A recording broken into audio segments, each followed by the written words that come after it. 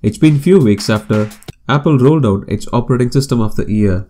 Let's talk about iOS 11. iOS 11. And almost all eyes have moved out of Apple's ecosystem to check what's new in Pixel 2.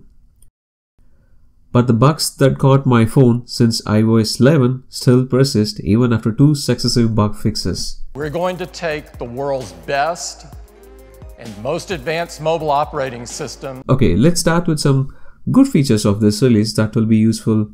So number 1, managing phone call without having to unlock the device. I talk when I drive, but I felt a little difficult to unlock the device and unmute it and say something. So this is the best feature if you're simply going to listen to a call and you have to be on mute, and you can just respond back occasionally by tapping the unmute button. Hello. Every time you wake up your phone, all your calling options are on the screen. Number 2, keyboard layout. This is not the best thing, but Microsoft and Google have done enough good for iOS users with their keyboards. So now Apple should do something to their own customers before everyone jumps out to third-party keyboards. Control Center. It's just one page. Just one page is called simplicity. Also, this can be configured. I can adjust my screen brightness. I can turn off Wi-Fi and Bluetooth. Also, I can control my music all at the same place. This is what we needed. The previous version of iOS, which is iOS 10, messed up the control center, having information across too many pages. Now with this, we can scan documents. Using your Notes app, you can scan any documents and either save it as a PDF on your phone, or you can just share it to the one whom you want to send. Next on list is Do Not Disturb while driving. This is a good feature when it comes handy and free, because some service providers like AT&T were charging for this service. Now Apple has made it completely free for iOS users.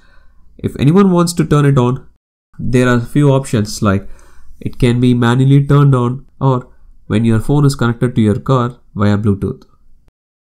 And now let's move on to the things that Apple screwed with iOS 11. Spotlight Search. Spotlight Search is not working to its best. For someone like me who has hundreds of apps on their phone, Spotlight Search is a boon. So I just swipe down and type for the app that I want to open. Since the version 11, this is not working like last version. It makes me type the entire name of the app that I want to open. That is not at all good.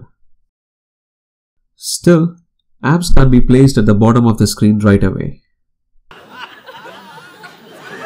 That is just wasting my time in using the home button to activate the reachability to open an app that is at the top of the screen. Apple, please do something for this. Turning off Wi-Fi and Bluetooth in the control center is not doing its job properly. I can still see the Wi-Fi turned on under settings even after 2 bug fix releases. I'm Siri, here to help. Siri, still not understanding a natural language like Google. It is just the same as previous version but sounds a bit more human. But that's not going to solve my problem at all. What's the weather? It's currently cloudy and 22 degrees in Weymouth. Hey Siri, what's the weather? The same as what I said few minutes back. Couple of years back, Apple wanted us to buy its new device to use 3D Touch. But now with this iOS update, you get that feature on older Apple devices like iPad Air without any change in hardware. Apple, you could have done this couple of years back. Well, I might have not covered the issue you are facing with iOS 11 because these are my personal good and bad with iOS 11. If you have anything, feel free to comment about that. That's all for this video. Thanks for watching. See you again.